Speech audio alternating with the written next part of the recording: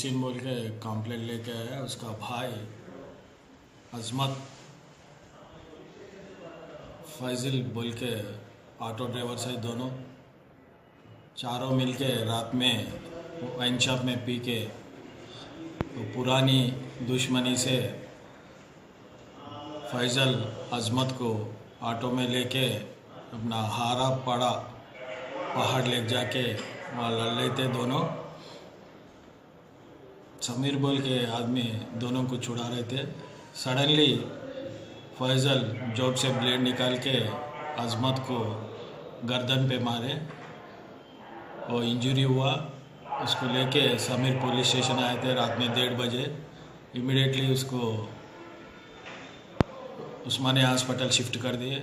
Out of danger है। उसको 12 stitches गिरा है। या फैजल पुराना 2 महीने का नीचे एक ऑटो लाए थे। ये तीनों दोस्तों को उन ऑटो रात में चलाने का वास्ते देते थे। वो एक दिन ऑटो डैमेज करके अजमत फैजल को दे दिया।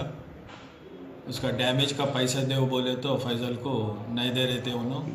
वो दिल पे रख लेके कल रात में उनसे लड़ लिए, जख्म करा उसको। आधा घंटे में पुलिस वाले उसको कब्जे में ले लिए, अरेस्ट कर दिए, इंक्वायरी करे, एक्शन ले लेते।